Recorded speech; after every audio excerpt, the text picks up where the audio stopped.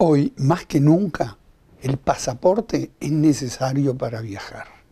Hoy, más que nunca, pasaporte y bazar te llevan por el mundo, con los mejores datos, la buena información, actualizados. Todas las semanas recalamos muy buenos datos para aportarlos.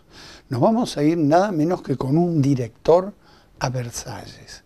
Y en exclusiva tratamos con él, nos cuenta cómo se armó un teatro en la época del rey. Y el rey estaba orgulloso y abría la puerta y cerraba según sus invitaciones y según el esquema de poder que armaba. No solo existía la luz, la de los artistas, la de la música, la de su público, sino que 3000 velas eran necesarias para alimentar el clima de este estupendo teatro. Chers amis de l'Opéra Royal, je suis ici dans le foyer de ce lieu assez extraordinaire. Vous le savez, il a été construit il y a maintenant 250 ans. Nous fêtons cette année son anniversaire, un anniversaire rare pour un théâtre. La plupart d'entre eux ont été détruits, ont brûlé, ont été très transformés. Celui-ci est resté quasiment intact. Il avait été construit par Louis XV pour abriter les cérémonies de mariage de sa nombreuse descendance.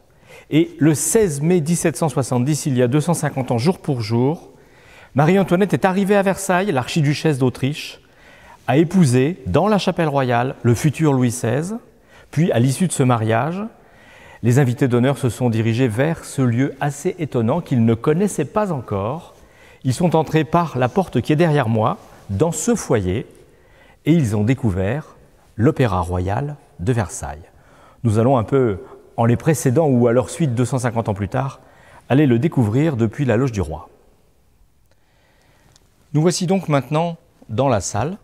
Je suis entré par la loge du roi. Vous en voyez d'ailleurs les grilles de plomb doré qui permettaient à Louis XV de fermer ou d'ouvrir, donc d'être présent ou absent lors des représentations.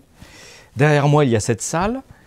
Elle a servi de manière un peu particulière à ce mariage, non pas évidemment pour la partie religieuse du mariage, mais pour les 3 soirées qui ont suivi. 3 soirées avec un destin à chaque fois différent. Une première soirée d'opéra, une seconde soirée de dîner, un banquet royal, où seul le roi et les mariés peuvent dîner. Et les autres regardent de toute la salle. Et enfin, une soirée de bal. Cette salle avait la possibilité, elle avait été conçue pour cela, de faire bouger le sol du parterre, donc là où se trouve le public, pour l'amener au même niveau que celui de la scène et faire ainsi un grand format très ovale, rassemblant et la salle où se trouve le public avec ses balcons qui nous entourent et la scène sur laquelle on construisait également des balcons pour faire un grand volume où l'on pouvait danser. Alors c'était évidemment une salle polyvalente, on dirait aujourd'hui, même si ce terme est un petit peu péjoratif, mais au-delà de ça, surtout c'était une prouesse technique assez extraordinaire. Nous allons d'ailleurs nous approcher maintenant sur la scène pour voir la salle. Nous voici sur la scène, mais vous le voyez, elle est vide. Autour de moi, il reste un pupitre, celui que François-Xavier Roth a occupé quasiment le jour du début du confinement, et puis les chaises des musiciens. On a dû arrêter les concerts, mais on a pu quand même filmer encore le dernier, qui s'est tenu sans public. À l'époque, on pouvait encore être 100 personnes ensemble, et pour jouer Beethoven, c'était possible. Et puis depuis, voilà, cette salle est vide, et personne n'y vient travailler. Alors ce soir, on aurait dû faire un grand spectacle, le Ballet Royal de la Nuit, qui est un petit peu une inauguration aussi, celle finalement du règne de Louis XIV en tant qu'artiste roi Soleil.